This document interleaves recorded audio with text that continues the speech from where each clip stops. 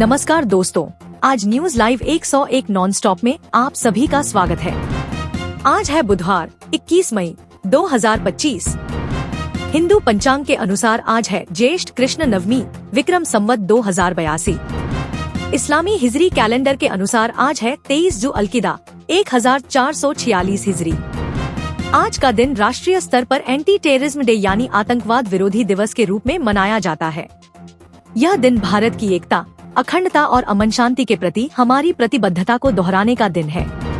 तो चलिए शुरू करते हैं आज के मुख्य समाचार। ऑपरेशन सिंदूर पर विवादित पोस्ट करने वाले प्रोफेसर की याचिका पर सुनवाई आज, सुप्रीम कोर्ट सुनेगा दलील। ऑपरेशन सिंदूर सर्वदलीय मंडल की 3 टीमों को किया गया ब्रीफ, कल रवाना होंगी विदेश। भाजपा ने राहुल को कहा मीर जाफर, तो कांग्रेस ने जयशंकर को बताया जयचंद। पहलगाम हमले पर खूब हो रही राजनीति। फील्ड में मार खाकर फील्ड मार्शल बना आसिम मुनीर। पाकिस्तान ने फील्ड मार्शल पद पर सेना प्रमुख जनरल आसिम मुनीर का प्रमोशन दिया। ईरान के परमाणु संयंत्रों पर हमले की योजना बना रहा है इजरायल।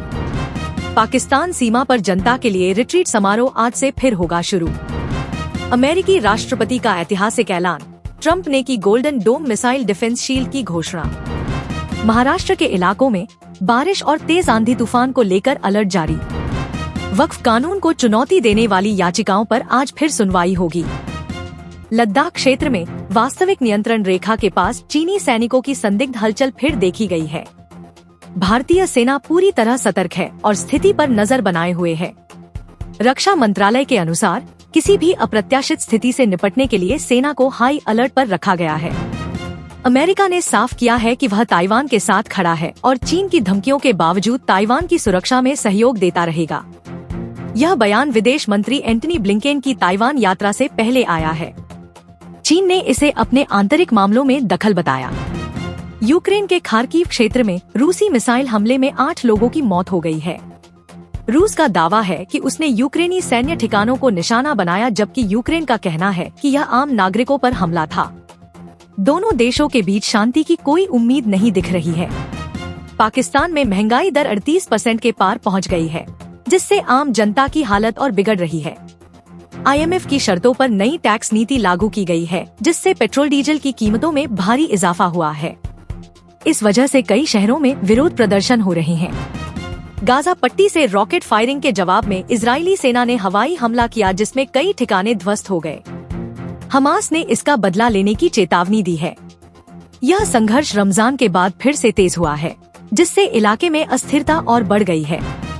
नाइजीरिया और घाना में मंकीपॉक्स के नए केस तेजी से सामने आ रहे हैं।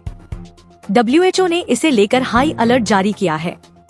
अब तक 50 से अधिक मामलों की पुष्टि हो चुकी है। भारत समेत कई देशों ने ट्रैवल अलर्ट जारी कर दिया है। ब्रिटेन में आम चुनावों से पहले प्रमुख राजनीतिक पार्टियों ने अपना घोषणा पत्र जारी कर दिया है। बेरोजगारी, NHS सुधार और इमिग्रेशन प्रमुख मुद्दे हैं। प्रधानमंत्री ऋषि सुनक ने आर्थिक स्थिरता को अपना मुख्य एजेंडा बताया है। जापान सरकार ने 2030 तक चंद्रमा पर मानव मिशन की योजना घोषित की है। इस रणनीति के तहत निजी कंपनियों के साथ मिलकर तकनीकी विकास तेज किया जाएगा। यह घोषणा अमेरिकी नासा और स्पेसएक्स के सहयोग से की गई है। ईरान की संसद ने हिजाब कानून को और सख्त बना दिया है, जिसके खिलाफ राजधानी तेहरान में कई महिलाएं सड़कों पर उतर आई हैं। मानवाधिकार संगठनों ने इसे महिला स्वतंत्रता के खिलाफ बताया है। सरकार ने आंदोलनकारियों पर सख्ती बढ़ा दी है। पेरिस और अन्य प्रमुख शहरों में पेंशन उम्र 62 से बढ़ाकर 64 करने के खिलाफ हड़तालें जारी हैं। सरकार का कहना है कि यह निर्णय आर्थिक स्थिरता के लिए जरूरी है, लेकिन जनता इसका तीव्र विरोध कर रही है। स्थिति अब भी तनावपूर्ण बनी हुई है। भारत और ईरान के बीच चाबहार पोर्ट को लेकर नया व्यापार समझौता हुआ है, जिससे दोनों देशों के बीच व्यापारिक गतिविधियों को बढ़ावा मिलेगा। भारत सरकार ने इस रणनीतिक समझौते को ऐतिहासिक बताया है और इससे क्षेत्रीय संपर्क को भी मजबूती मिलेगी। आज 21 मई को दिल्ली में पेट्रोल और डीजल के दामों में कोई बदलाव नहीं हुआ है। पेट्रोल 96 रुपए 72 पैसे और डीजल 89 रुपए 62 पैसे प्रति लीटर के भाव पर बिक रहा है। तेल कंपनियों की तरफ से लगातार 5वें दिन कोई संशोधन नहीं किया गया है।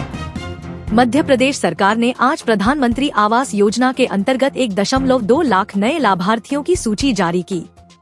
ये लाभार्थी जून 2025 तक अपने नए घरों की चाबी प्राप्त करेंगे। योजना का उद्देश्य सभी को आवास उपलब्ध कराना है। उत्तर प्रदेश सरकार ने छात्रों की सुविधा को देखते हुए पोस्ट मैट्रिक स्कॉलरशिप के आवेदन की अंतिम तारीख 31 मई तक बढ़ा दी है। अब छात्र ऑनलाइन पोर्टल पर जाकर आवेदन कर सकते हैं और जरूरी दस्तावेज अपलोड कर सकते हैं। भारत मौसम विभाग ने चेतावनी दी है कि दक्षिण भारत के तटीय क्षेत्रों में अगले 48 घंटों में भारी बारिश हो सकती है। केरल, तमिलनाडु और कर्नाटक में तेज हवाओं और बिजली गिरने की संभावना जताई गई है। किसानों को सतर्क रहने की सलाह दी गई है।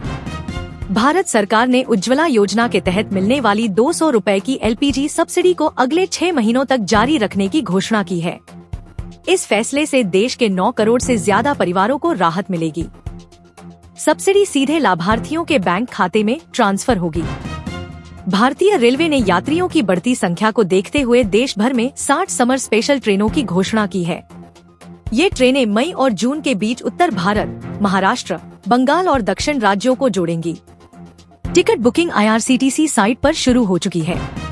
NPCI ने सभी UPI उपयोगकर्ताओं को चेतावनी दी है कि वे अनजान लिंक पर क्लिक न करें और किसी को भी OTP या UPI पिन साझा न करें। हाल ही में कई साइबर फ्रॉड की शिकायतें सामने आई हैं, जिनमें लिंक के जरिए बैंक खाते से पैसे निकाले गए। महाराष्ट्र सरकार ने बेरोजगार युवाओं के लिए स्वाभिमान स्वरोजगार योजना शुरू की है। इसके तहत 5 लाख रुपए तक के लोन पर सब्सिडी मिलेगी। राज्य के सभी जिलों में युवा उद्यमियों को यह योजना प्रोत्साहित करेगी। बिहार सरकार ने सरकारी स्कूली छात्रों के लिए फ्री नीट और JEE कोचिंग के लिए एक डिजिटल पोर्टल लॉन्च किया है। योग्य छात्रों को टेस्ट के आधार पर कोचिंग में दाखिला मिलेगा। इस योजना का उद्देश्य ग्रामीण छात्रों को प्रतिस्पर्धी परीक्षाओं में मदद देना है। दिल्ली सरकार ने नई इलेक्ट्रिक व्हीकल पॉलिसी पर काम तेज कर दिया है। परिवहन विभाग ने ड्राफ्ट नीति तैयार करने की डेडलाइन 20 जून तय की है। इस पॉलिसी में वाहन सब्सिडी, चार्जिंग स्टेशन और स्क्रैपिंग इंसेंटिव शामिल होंगे। तमिलनाडु सरकार ने छात्रवृत्ति योजनाओं को एकीकृत करने के लिए एक नया पोर्टल लॉन्च किया है। इससे छात्रों को एक ही प्लेटफॉर्म पर विभिन्न स्कॉलरशिप्स की जानकारी और आवेदन सुविधा मिलेगी। यह योजना जून से लागू होगी। राज्य सरकार ने निर्देश जारी किए हैं कि सभी राशन कार्ड धारकों को 15 जून 2025 तक अपने कार्ड को आधार से लिंक कराना होगा। ऐसा न करने पर उनके कार्ड अस्थायी रूप से निलंबित किए जा सकते हैं। उत्तराखंड शिक्षा विभाग ने राज्य के सभी स्कूलों में 1 जून से 15 जुलाई तक गर्मी की छुट्टियां घोषित की हैं। यह फैसला राज्य के अधिकांश जिलों में तापमान 40 डिग्री सेल्सियस से ऊपर पहुंचने के कारण लिया गया है। राजस्थान सरकार ने ग्रामीण क्षेत्रों में 200 से अधिक मुफ्त मेडिकल जांच कैंप लगाने की योजना शुरू की है। प्रत्येक कैंप में ब्लड टेस्ट, शुगर, BP और कैंसर स्क्रीनिंग की सुविधा दी जा रही है। यह पहल अगले 2 महीनों तक चलेगी। झारखंड के ग्रामीण विकास विभाग ने घोषणा की है कि प्रधानमंत्री आवास योजना के तहत राज्य में 10,000 नए मकान मंजूर किए गए हैं। इनका निर्माण कार्य जून से शुरू होगा और दिसंबर तक पूरा किया जाएगा। यूपी सरकार ने नया आदेश जारी किया है कि रेड लाइट जंप, हेलमेट न पहनने और तेज गति पर 5,000 रुपए तक का चालान लगाया जाएगा। इसका मकसद सड़क दुर्घटनाओं में कमी लाना है। CBDT ने संकेत दिए हैं कि 30 जून के बाद आधार और पैन कार्ड को लिंक न करने वालों पर 2,000 रुपए तक का जुर्माना लगाया जा सकता है। यह आयकर रिटर्न फाइलिंग के समय बड़ी परेशानी का कारण बन सकता है। बिहार सरकार ने जल जीवन मिशन के तहत किए गए पानी सप्लाई के कार्यों का रिव्यू ऑडिट शुरू कर दिया है। कई जिलों में पाइपलाइन कार्यों की गुणवत्ता को लेकर सवाल उठे हैं। जुलाई तक ऑडिट रिपोर्ट मांगी गई है। केंद्र सरकार ने राज्यों को निर्देश दिए हैं कि मनरेगा के तहत लंबित मजदूरी भुगतान को 7 दिन के भीतर पूरा किया जाए। खासकर बिहार, झारखंड और ओडिशा जैसे राज्यों में भुगतान में देरी की शिकायतें मिल रही थी। भारत सरकार LPG पर दी जाने वाली सब्सिडी को सीमित और लक्षित करने की योजना बना रही है। नए फॉर्मूले के अनुसार अब केवल उज्ज्वला योजना के लाभार्थियों को ही सब्सिडी मिलेगी, जिसकी समीक्षा वित्त मंत्रालय द्वारा की जा रही है। महाराष्ट्र सरकार ने 10वीं और 12वीं के छात्रों के लिए मुफ्त टैबलेट वितरण की योजना को मंजूरी दी है। पहला चरण जून में शुरू होगा, जिसमें 2 लाख से अधिक छात्र लाभान्वित होंगे। टैबलेट में डिजिटल लर्निंग सामग्री प्रीलोडेड होगी। गुजरात विद्युत नियामक आयोग ने घोषणा की है कि राज्य में बिजली दरें औसतन 8% तक बढ़ाई जा रही हैं। नई दरें 1 जून से लागू होंगी और इससे विशेषकर घरेलू उपभोक्ताओं पर असर पड़ेगा। भारतीय रेलवे ने भीड़ वाले स्टेशनों पर नया प्लेटफॉर्म टिकट मूल्य निर्धारण सिस्टम शुरू किया है। विशेष दिनों पर यह टिकट 30 रुपए से 50 रुपए के बीच रहेगा, जबकि सामान्य दिनों में 10 रुपए पर वापस आ जाएगा। दिल्ली एनसीआर में कुछ मोबाइल कंपनियों ने 299 रुपए से ऊपर के रिचार्ज पर 25 रुपए तक का यूपीआई कैशबैक देना शुरू किया है। यह ऑफर चुनिंदा यूपीआई ऐप्स और रिटेलर्स पर उपलब्ध है और मई के अंत तक वैध रहेगा। केरल के कोझिकोड, मलप्पुरम और वायनाड जिलों में भारी बारिश और तूफानी हवाओं से केले और धान की फसलों को बड़ा नुकसान हुआ है। राज्य सरकार ने किसानों के लिए विशेष राहत पैकेज की घोषणा की है। हिमाचल प्रदेश चुनाव आयोग ने सभी मतदाताओं को निर्देश दिया है कि वे 31 जुलाई 2025 तक अपने आधार कार्ड को वोटर आईडी से लिंक करवा लें। लिंक न कराने पर मतदाता सूची से नाम हट सकता है। मप्र सरकार ने सरकारी स्कूलों में विद्यार्थियों की यूनिफॉर्म में बदलाव की घोषणा की है। नई यूनिफॉर्म में अब नीली कमीज और ग्रे पैंट स्कर्ट होंगे। बदलाव जुलाई 2025 के नए सत्र से लागू होगा। ओडिशा सरकार जून महीने से राज्य के सभी ब्लॉकों में मुफ्त हेल्थ कैंप लगाएगी। इसमें महिला स्वास्थ्य, टीकाकरण, आँखों की जांच और डायबिटीज की स्क्रीनिंग शामिल होगी। हर सप्ताह कम से कम 2 कैंप होंगे। उत्तर प्रदेश सरकार ने अब जलकर भुगतान की सुविधा डिजिटल पोर्टल्स और यूपीआई ऐप से भी शुरू कर दी है। इससे खासकर शहरी इलाकों के नागरिकों को लाइन में लगने से राहत मिलेगी। पंजाब सरकार ने राज्य के कुछ प्रमुख मार्गों पर टोल टैक्स को अस्थायी रूप से माफ करने का निर्णय लिया है। यह निर्णय किसानों के विरोध को देखते हुए लिया गया है और अगले आदेश तक प्रभावी रहेगा। बिहार सरकार ने प्रधानमंत्री उज्ज्वला योजना के अंतर्गत नए लाभार्थियों के आवेदन की प्रक्रिया दोबारा शुरू कर दी है। इसमें बीपीएल परिवारों को फ्री गैस कनेक्शन और पहली रिफिल पर सब्सिडी दी जाएगी। राजस्थान सरकार ने एससी सेंट एवं पिछड़ा वर्ग के छात्रों के लिए एक नया छात्रवृत्ति पोर्टल शुरू किया है। इस पोर्टल पर छात्र 31 जुलाई तक आवेदन कर सकते हैं और सभी दस्तावेज ऑनलाइन ही अपलोड किए जाएंगे। छत्तीसगढ़ सरकार ने मनरेगा मजदूरों के भुगतान में पारदर्शिता लाने के लिए ओटीपी आधारित वेरिफिकेशन प्रणाली लागू की है। मजदूरों को भुगतान से पहले मोबाइल पर ओटीपी प्राप्त होगा, जिसे सत्यापित करना होगा। उत्तराखंड सरकार ने गर्मियों को देखते हुए जल जीवन मिशन के तहत 12 नए जिलों में नल जल परियोजनाओं का काम तेज कर दिया है। इससे जून अंत तक 5 लाख घरों को पानी मिलने लगेगा। झारखंड सरकार ने युवाओं के लिए स्वरोजगार योजना के तहत लोन आवेदन की नई प्रक्रिया शुरू की है। अब ऑनलाइन आवेदन के बाद 2 चरणों में इंटरव्यू होगा और बैंक से लोन मंजूरी दी जाएगी। कर्नाटक में पुराने राशन कार्ड अपडेट कराने के लिए 25 मई से राज्य भर में विशेष शिविर लगाए जाएंगे। इसमें लोगों को आधार सीडिंग और फैमिली डिटेल अपडेट की सुविधा मिलेगी। अब महाराष्ट्र में ट्रैफिक नियम तोड़ने पर पेपर चालान नहीं बल्कि डिजिटल चालान जारी किया जाएगा। इसकी सूचना SMS और ईमेल के माध्यम से दी जाएगी, जिससे पारदर्शिता बनी रहे। दिल्ली सरकार ने नया रोड टैक्स चार्ट जारी किया है, जिसमें इलेक्ट्रिक और हाइब्रिड वाहनों को बड़ी राहत दी गई है। वहीं पेट्रोल डीजल वाहनों पर टैक्स दरें 2% तक बढ़ाई गई हैं। तमिलनाडु राज्य परीक्षा बोर्ड ने 10वीं और 12वीं की परीक्षा के नतीजे 23 मई 2025 को घोषित करने की घोषणा की है। छात्र अपना रिजल्ट आधिकारिक वेबसाइट और SMS के जरिए देख सकेंगे। उत्तर प्रदेश विद्युत नियामक आयोग ने नए बिजली टैरिफ ड्राफ्ट में घरेलू उपभोक्ताओं के लिए दरें कम करने का प्रस्ताव दिया है।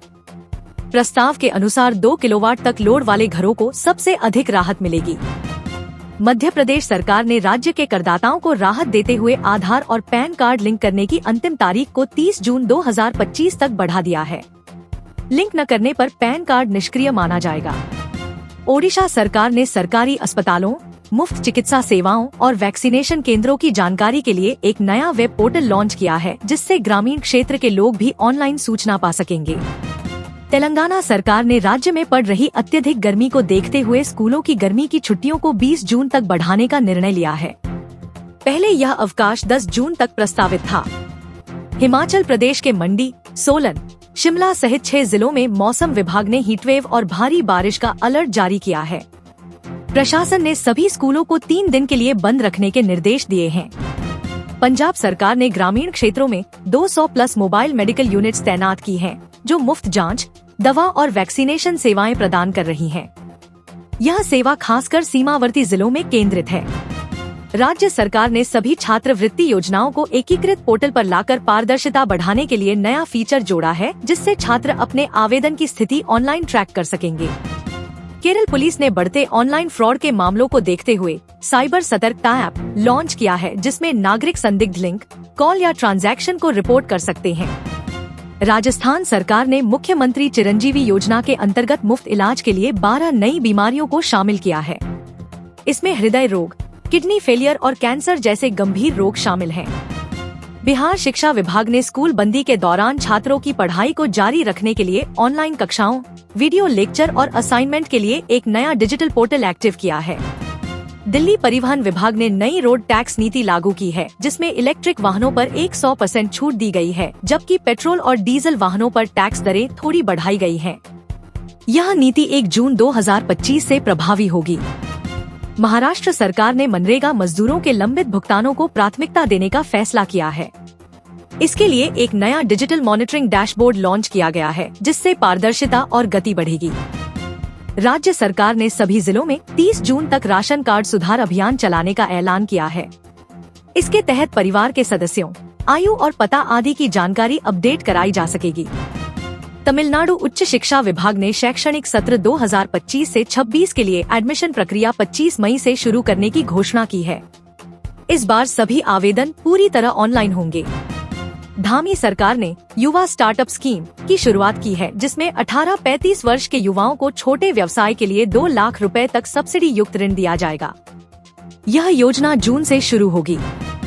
गुजरात सरकार ने जियो और BSNL के साथ मिलकर गरीब परिवारों के लिए 49 रुपए का विशेष मोबाइल रिचार्ज प्लान लॉन्च किया है, जिसमें 28 दिन की वैधता, अनलिमिटेड कॉल और 2 GB डाटा मिलेगा।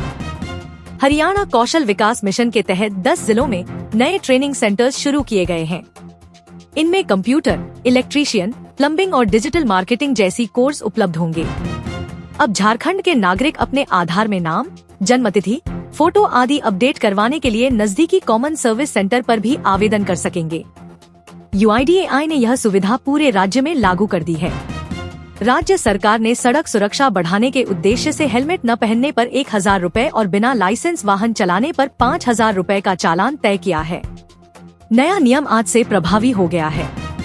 कृषि विभाग ने बेलगावी, शिवमोगा और धारवाड़ जिलों में लगातार बारिश से खराब हुई फसलों की भरपाई के लिए 210 रुपए करोड़ के राहत पैकेज की घोषणा की है। किसानों को अगले हफ्ते से भुगतान शुरू होगा। बिहार विद्युत विनियामक आयोग ने 2025 से 26 के लिए नई दरों की घोषणा की है, जिसमें घरेलू उपभोक्ताओं के लिए दरें यथावत रखी गई हैं। इससे लाखों लोगों को राहत मिलेगी, खासकर ग्रामीण इलाकों में। राज्य सरकार ने मानसून से पहले बुखार और डेंगू जैसी बीमारियों के बढ़ते मामलों को देखते हुए 20 जिलों में मोबाइल टीकाकरण यूनिट्स भेजी हैं, जो गांव-गांव जाकर मुफ्त वैक्सीन देंगी।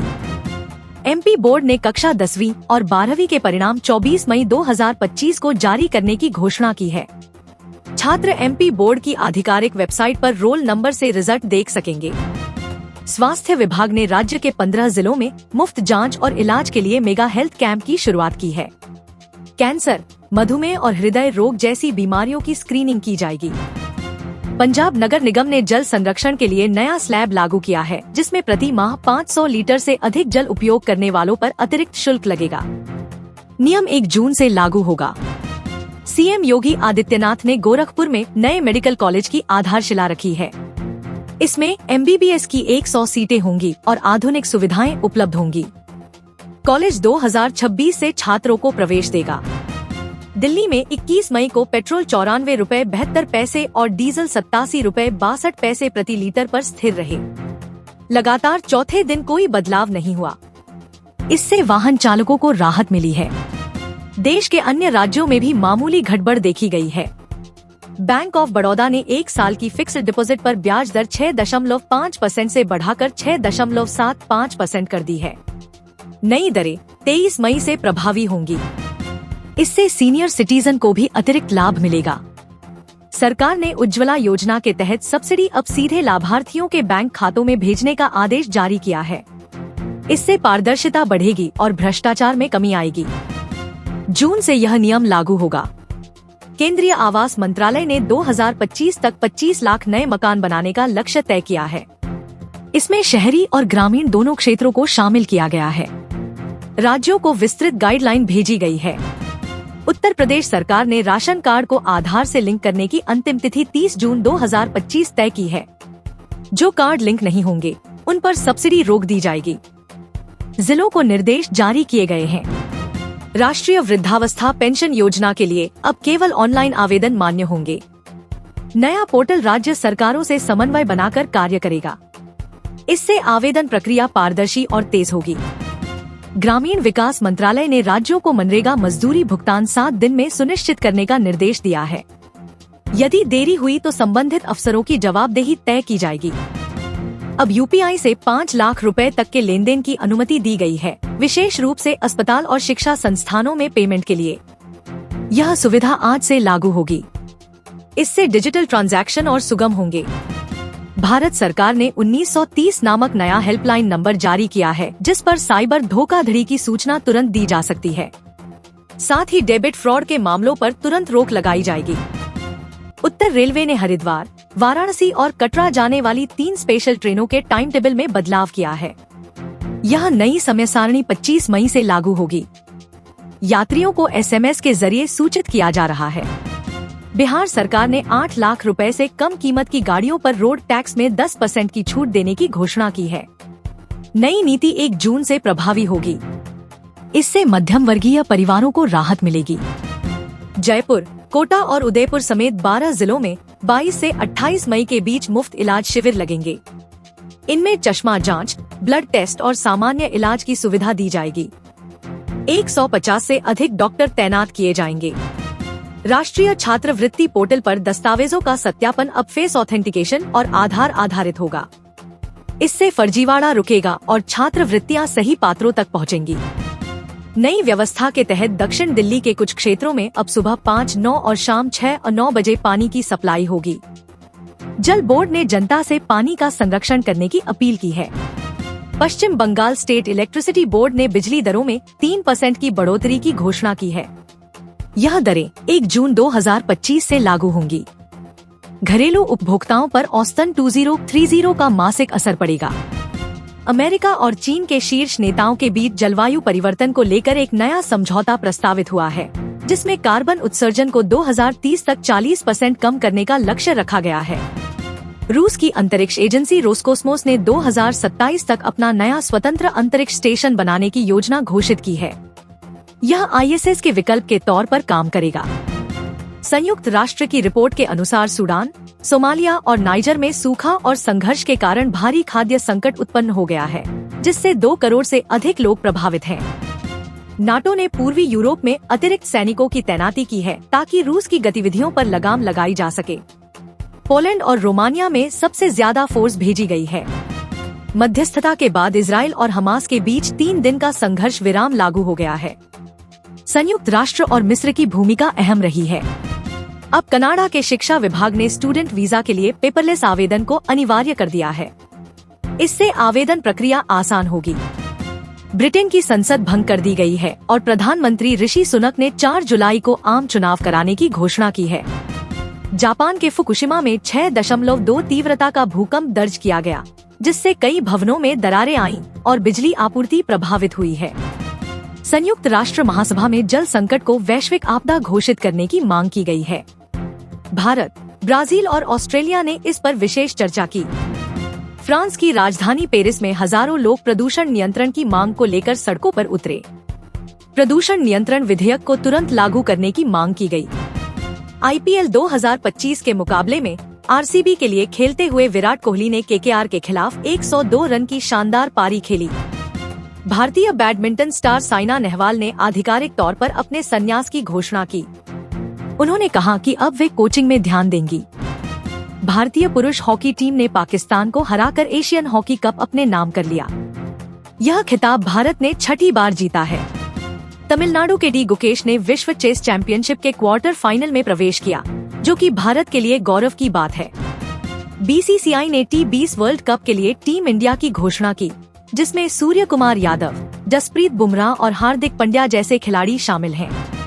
बारिश में भीगते युवाओं का एक वीडियो दिल्ली से वायरल हो गया है, जिसे अब तक 5 मिलियन से अधिक व्यूज मिल चुके हैं।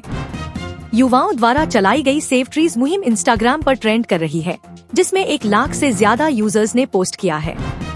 दिल्ली की पुरानी गलियों का street food tour video YouTube पर टॉप ट्रेंड कर रहा है, जिसे 3.2 मिलियन व्यूज मिल चुके हैं। कश्मीरी स्टाइल में दुल्हन के मेकअप वाली रील्स इंस्टाग्राम पर खूब देखी जा रही हैं। खासकर उत्तर भारत की महिलाएं इन पर ज्यादा प्रतिक्रिया दे रही हैं। रणवीर सिंह की नई एक्शन फिल्म का ट्रेलर सोशल मीडिया पर वायरल हो गया है। इसे 24 घंटे में 10 मिलियन से अधिक व्यूज मिले हैं। तो दोस्तों, ये थी आज की 101 जरूरी खबरें, जिनमें शामिल थी आपके काम की खास खबरें, मुख्य समाचार, अहम अपडेट्स, बड़े समाचार, खास बातें, जरूरी जानकारी, महत्वपूर्ण खबर, विशेष रिपोर्ट्स, ठोस खबरें और जरूरी बातचीत। उम्मीद है आपको यह बुलेटिन जानकारीपूर्ण और उपयोगी लगा होगा। अगर हाँ, तो इसे लाइक करें, शेयर करें और आज न्यूज लाइव को सब्सक्राइब करना ना भूलें। बेल आइकन दबाएं ताकि आप तक रोजाना 101 नॉन स्टॉप खबरें सबसे पहले पहुँचे। कल सुबह फिर हाजिर होंगे इसी जगह, इसी चैनल पर, लेकर नए दिन की ताज़ा और ठोस खबरें। तब तक के लिए ख्याल रखिएगा अपना और अपनों का। जय हिंद।